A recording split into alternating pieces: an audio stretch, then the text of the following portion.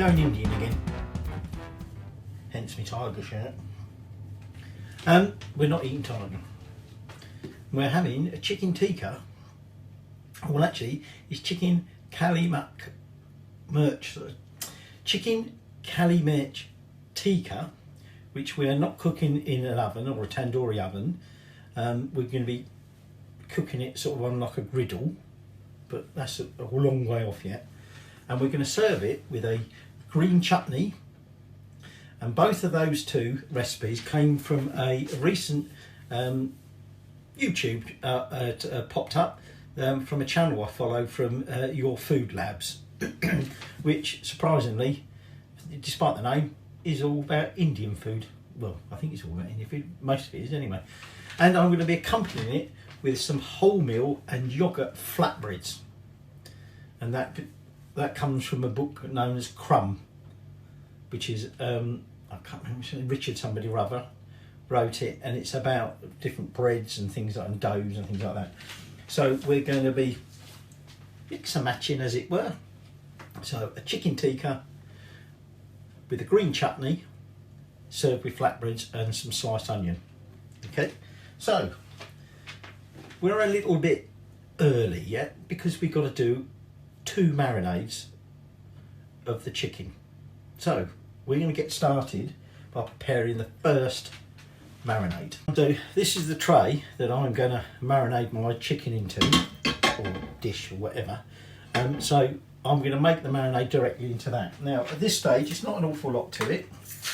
I'm just going to give it a generous amount of finely ground salt. We're going to want the juice of 2 lemons. Where's my lemon squeezer?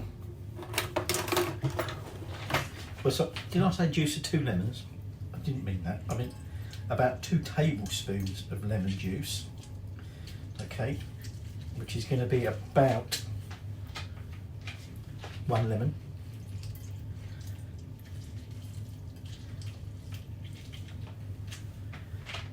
Now I said to you there's like two marinating stages. Okay, this first one wants to be at least 30 minutes, hence the reason that I'm starting this early. I'm now going to grate into that.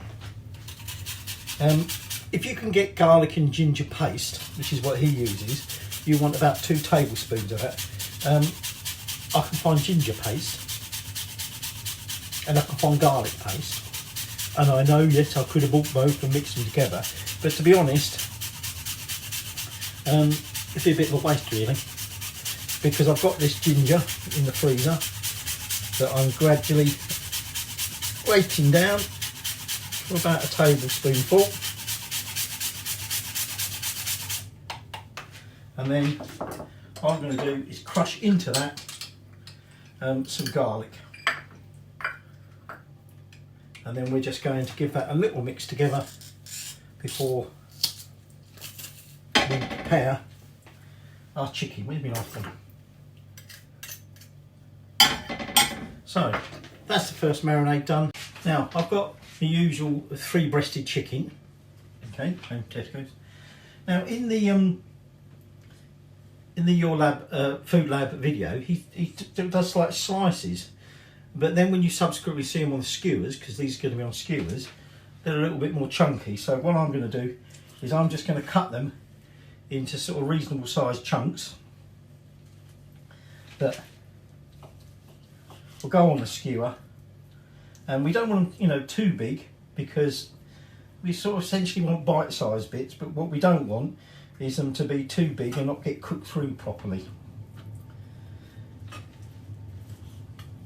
So trim that little bit of crap off out there. To be honest, we've been using chicken thighs a lot, but I find we get an awful lot of waste with the chicken thighs when you get all the bits a bit like that really. But this seems to be a lot more in thighs. So anyway, I'm just going to get that chicken done and then we'll get it mixing in there. Going to give that a little mix around, and then we're going to toss our chicken chunks, as it were, into this. Now, I mentioned earlier we're going to do this on skewers, so I've got some wooden skewers. You can do it met ones if you want, but if you do melt ones, you don't have to do what I'm doing at the moment with the wooden ones, which is soaking them. Although we're not going to do these under the grill, what we don't want to happen is the sticks burning. So, just going to give that a nice little mix around, make sure that it's all fully covered, and then I'm going to cover that with some cling film, and we're going to set this aside for at least half an hour. Hence the reason I've started early, because then we're going to be doing then we're going to be doing a second marinade. We're going to make the second marinade. So for that, I've got some extra thick double cream, garam masala, some salt, coriander, ground coriander, cardamom powder or ground cardamom, some cumin seeds, one green chilli. Again, I've removed the bits from the inside, and then I've got about 20 or so cashews that have been soaking in hot water. Okay, and what we're going to do is start using those ingredients I've just listed to make like a cashew paste, and then again in a nice sort of flat dish where it'd be easier to marinate the chicken, we're going to be adding that to, now ideally you want curd, hung curd. Now that threw me for a bit when he kept on about hung curd, and I thought, is this some weird sort of curd? It sounds almost like Asian, you know, Chinese. But what it actually is if you can get hold of curd, wrap it up in some, you know, muslin or something like that, and suspend it, hang it, to drain out as much of the liquid as you can. So that's what hung curd meant. It's just curds that have been hung to drain it. Can't find curd anywhere. So as a substitute, you can go back to your Greek yoghurt again. So I've got about three quarters of a cup? I think it's 3/4 of a cup. Yeah, about 3/4 of a cup of Greek yoghurt. And you want it nice and thick, try not to make it too watery. And you're going to want a generous teaspoon of corn flour. You're going to need some pepper. And we'll be combining all that, and then we'll be marinating that chicken in that second lot. So let me just drain off my cashews, and let me drain a bit from my beer glass. I'm just going to put those soaked but drained cashews, that chilli that we did earlier, the cream,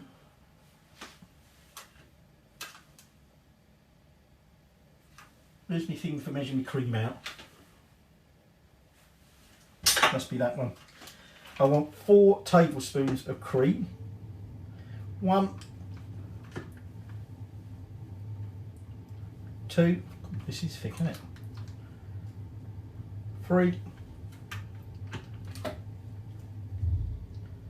4, very naughty.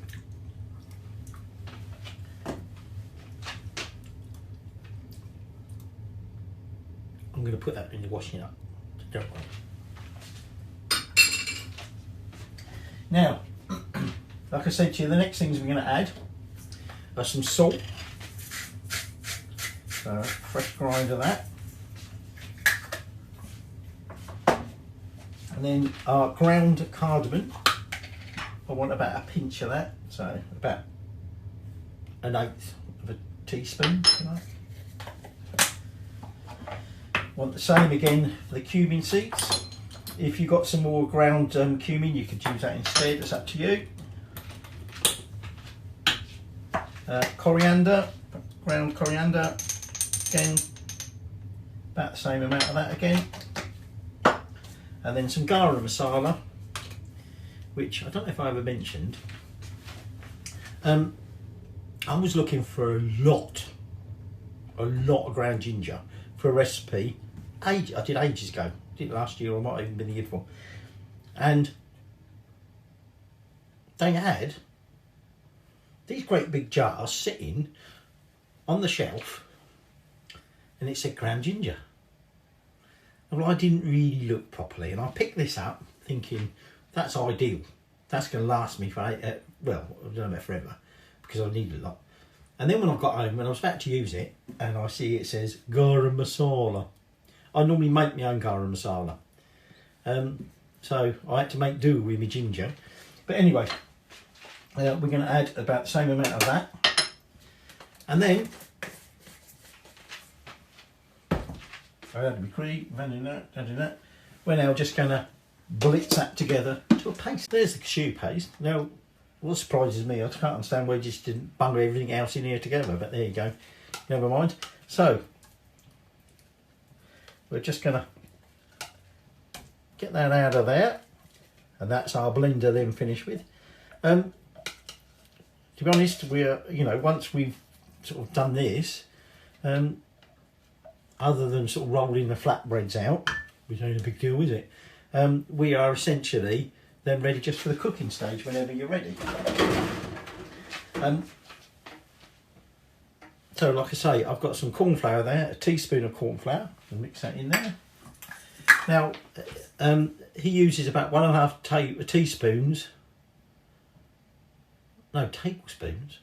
of coarsely grinded black pepper.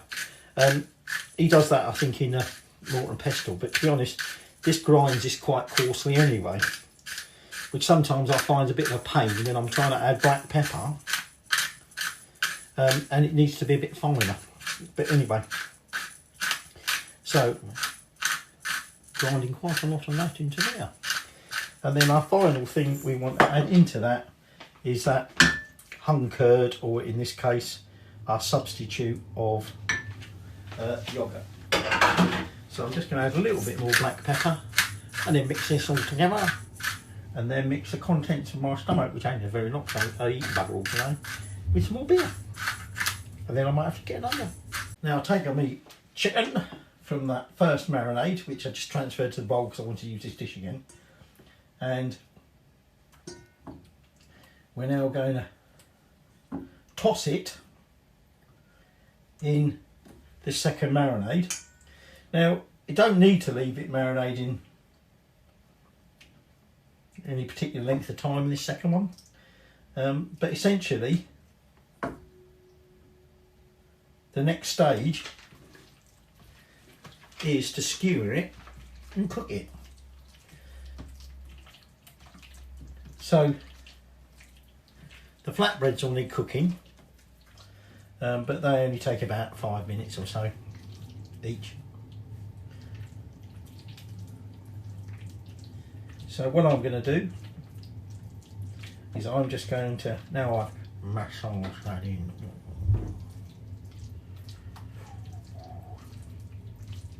I'm actually just going to leave that in there until I'm ready to cook. So in the meantime, I'm going to cover that back over. I'll have to wash my hand first. We'll cover that over, and then when we're almost time ready to eat, we'll get our flatbreads cooking, get these skewered, get them cooked. Like I say, that is everything now. I've got an onion peeled, ready to thinly slice as an accompaniment, along with the green chilli, green chilli chutney. And then I've got a bit of butter. If you've got ghee, that's better, but unfortunately I've suddenly realised I've run out of ghee and I haven't bought any more. Or you can use some vegetable oil.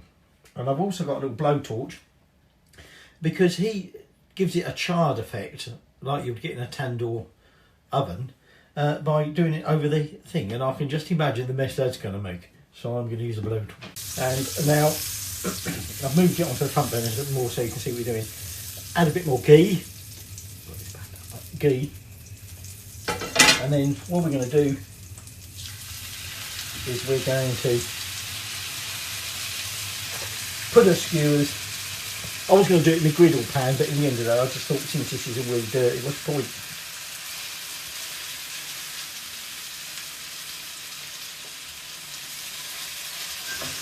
And now we're going to cook them and obviously keep turning them. Necessary, add a little bit more butter. I've already got my plates ready with my finely sliced onion, my green chutney. We've got our flatbreads there keeping warm.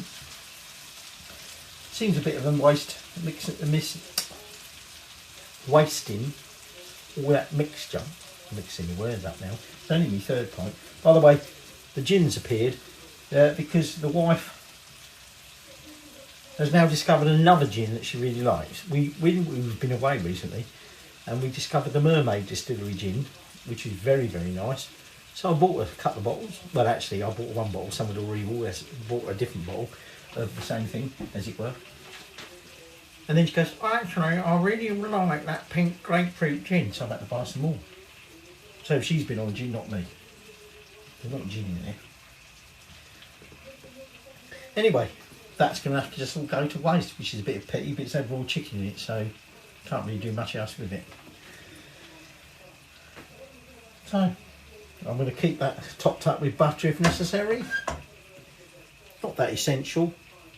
So these are nicely cooked, but to sort of try and replicate a little bit of the charring you'll get in a tandoor oven, and just adding the blowtorch over the top. The fact that I cooked in butter rather than ghee means that when you first start heating it up, it does spit a lot. But once the sort of moisture content's gone, it does settle down. So I've got ready.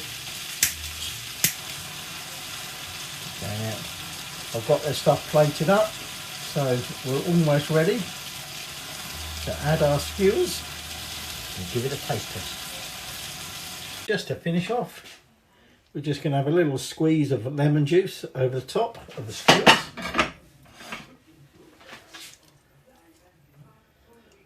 And then, time to do a little taste test. So, here's my flatbreads. Let's try this. So, remember this is a wholemeal and yoghurt flatbread. Very sweet. Remember it's got honey in it.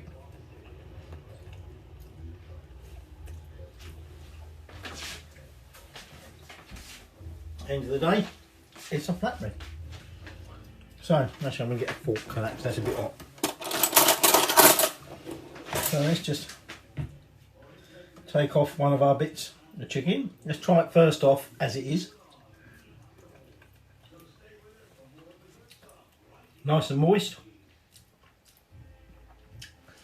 A little bit nutty, as you'd expect, because it's got the cashew in it.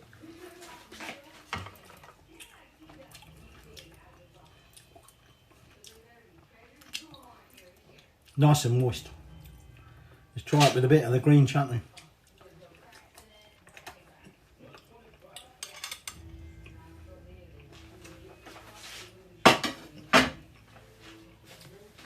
That chutney is hot. Just a little dab of that on that chicken. It's not overpowering. We've still got all that taste of that chicken tikka with that nice cashew paste. Perfecto. So there you go. There is, although that tune's now starting to come through, our chicken Mirch tikka, which I basically think translates as chicken tikka without oven. Served with some sliced raw onion, a green chutney, and some yoghurt and, well, wholemeal and yoghurt flatbreads. Better go and serve the wife now, I suppose. A dinner, that is.